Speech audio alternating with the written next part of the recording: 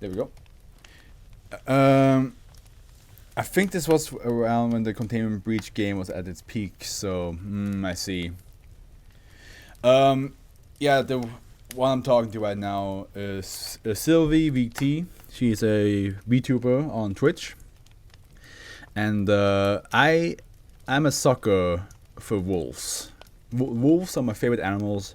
Second favorite animal is tiger, but wolves will always be my favorite. I have a bunch of shirts with wolves on them, pillows with wolves on them. I adopted a wolf, and with adopted like means like I'm basically sending money to a camp where wolves are being taken care of, and my money goes to one wolf there called Ryder.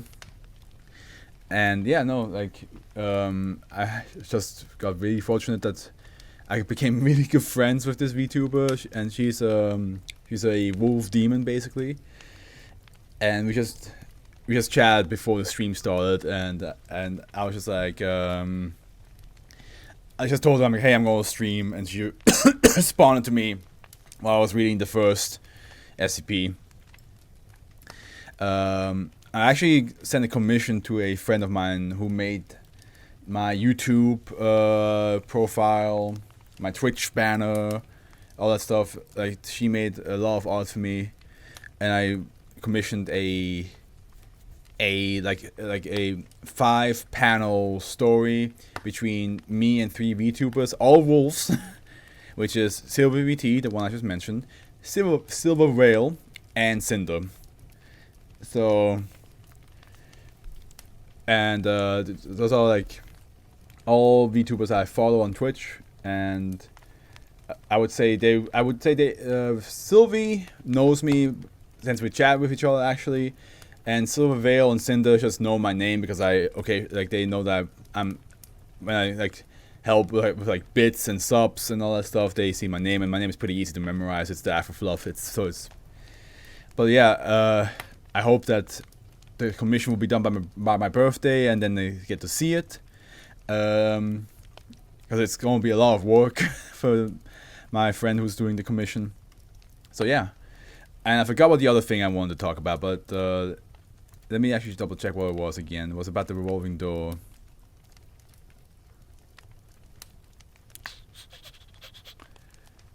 Shit. I don't remember. Oh well. Let's go on and read Came Back Haunted. Don't we all? Don't we all come back haunted? Yeah, I realized that some of the logs look a bit different, and I always am interested when they do. This is one of the times where it looks like that, but there's also another style that I saw a couple of times. But yeah, level 2 and 1692. I was done by then too. I also did think of something about the revolving door. You know, if the world were the same menu. How come one world breached and the other didn't? Oh yeah. That's what I'm saying, right? That's what I'm saying. Like how at the end does that world decide to follow the other world's steps, and when the breach happened, they just didn't? That's what I'm curious about. Euclid SB 1692 is contained on a 2.77 square kilometer area of swampland located in central Louisiana with chain link and barbed wire fences along the perimeter. Outposts are to be stationed at 500-meter intervals with regular patrol. Now I remember what I wanted to talk about. Hopefully I can remember for next time. With regular patrols by guards posing as park rangers. In the event of a security breach by civilians, all possible measures are to be taken to retrieve the individual without use of lethal force. Dash-1 refers to a corporal entity of unknown composition located in Saint Landry Parish, Louisiana. Dash-1 most frequently appears as a prepubescent girl covered in mud, but has been observed taking on the forms of certain mammals and or missing person last spotted within meters of the enclosed region. Came back haunted. Yeah, okay, that makes sense. -2 refers to a sinkhole located at the direct center of the enclosed area that is filled in with mud and water.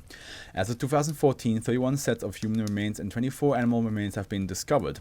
In -2, 14 of the bodies have been positively identified as locals declared missing between the years of 1910 and 1950.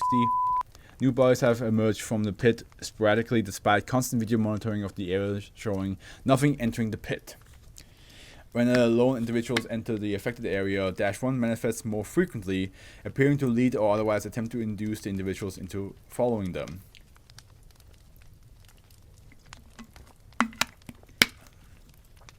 The individuals inevitably become lost, and all traces of them, including footprints, dropped items, and articles of clothing, disappear.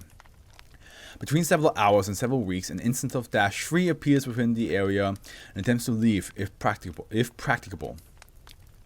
Recorded instances of -3 tend to bear a strong physical resemblance to the missing individuals, though typically deformed or otherwise mutilated with signs such as missing limbs, with no signs of amputation, missing organs including total evisceration, hydrocephalus, how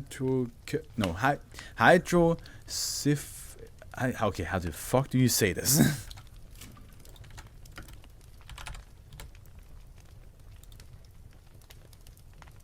Hydrocephalus, okay. Hydrocephalus. Dissociative amnesia, often combined with depersonalization, living objects retain little or no memory of recent events, or else describe extended periods of their own history as dreamlike or unreal. Almost sounds like -1 takes pieces of them. Either physically or mentally takes pieces of them.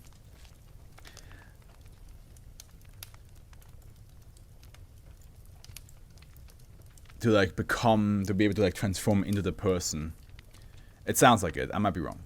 Of the recorded subjects, 84% have shown physiological inconsistencies such as having the wrong blood type, different aged organs, different hair or eye color, fluency in languages unknown to the subject, and impairment and/or improvement in certain mental faculties inconsistent with the subjects prior to exposure.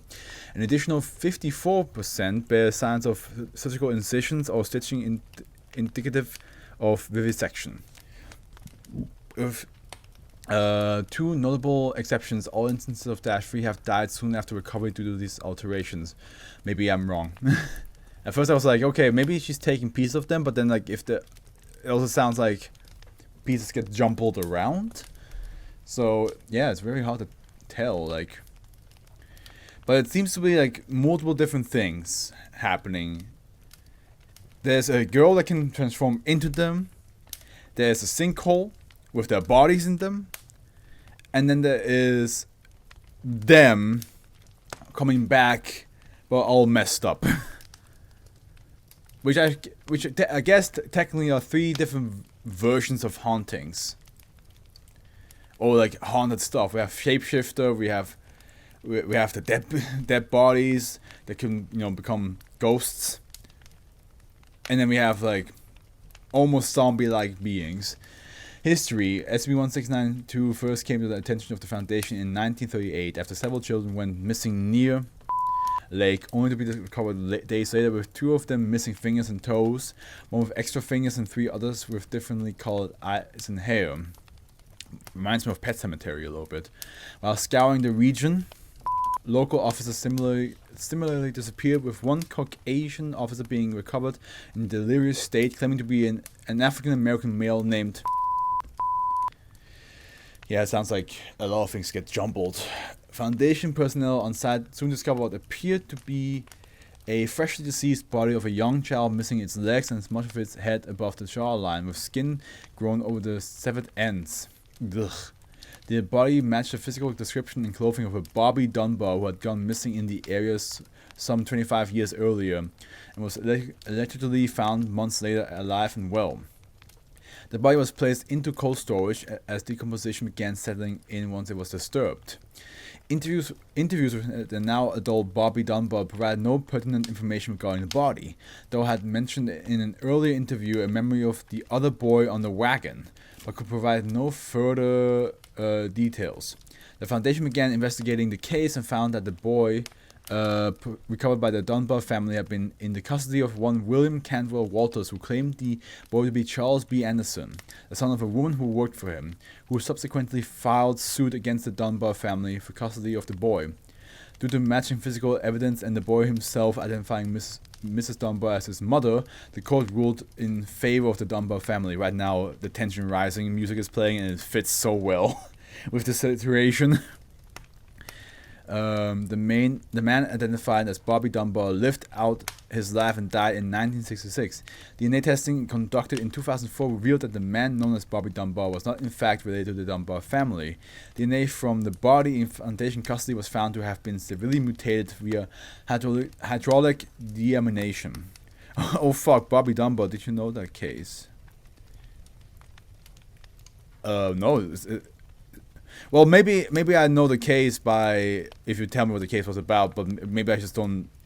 I forgot the name of the case victim.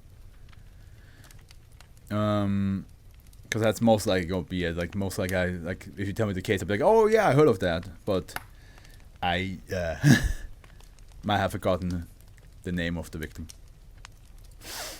The man identified as Bobby Dunbar lived out. At that instance. Continued to emerge within the region, leading to a Foundation quarantine of the affected area in 1939, occasionally expanded upon further discoveries of -3 instances.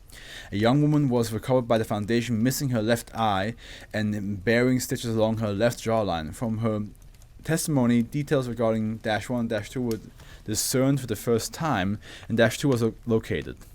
From -2, 2 bodies were recovered, one of which bore a strong resemblance to the young woman who vehemently denied it was in any way related to her. The body was missing a portion of the left side of its head, including its left eye socket. The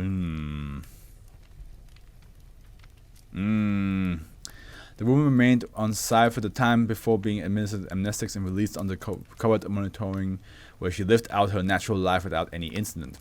DNA testing conducted years later found that her DNA did not match those of family members, and the recovered body could not be conclusively identified. Once video surveillance of SB-1692 was technologically feasible, incidents of -1 sightings and recovery of bodies have dropped off dramatically. As a result, animal corpses have begun to emerge from -2, bearing similar signs of hydraulic damage to their DNA.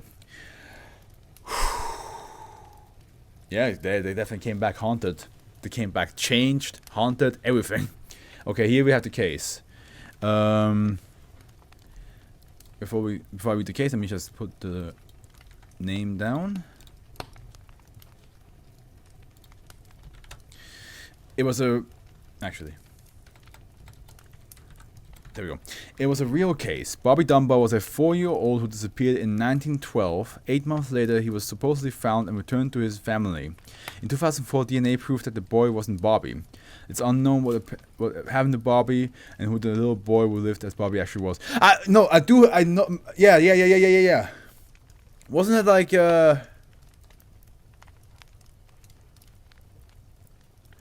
Okay, no. The one I'm thinking of is a whole different one, maybe. Because I remember there's a... Wait, was it... Oh, I remember this... I remember watching a documentary in high school about... was it high school or was it college? About... Yes, about a missing child. And then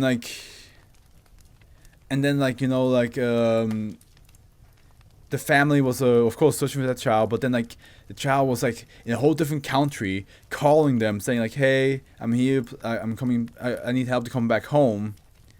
And then they accepted the child, even though there was theories if the family knew that it wasn't their child, because there was some clear distinctions.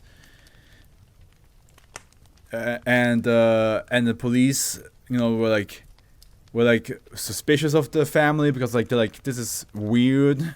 How could they not have realized that the child was that came back to them was not the real one? Yeah, so this SCP kind of just provided a fictional reason for a real historical thing. Pretty funny when it does something. Jesus, yeah, that sounds really creepy. I think if the one case you just mentioned is the same case I'm thinking of, then I have heard of it because I watched a doc about it in school. I completely forgot about that doc. And yeah, it's kind of cool that this SCP was like, what if we just give it like a little twist to it? Because at the end, it is a pretty famous case, isn't it? It's one of those like cases where like there was never really an answer at the end. Just like the family didn't provide a solid answer, the police couldn't provide a solid answer, the man pretended to be Bobby never really gave a solid answer. We don't even know where the real Bobby went, if the real Bobby died. There's so many theories that happened during that time. Damn, I forgot about that. Oof. Gives me flashbacks, man.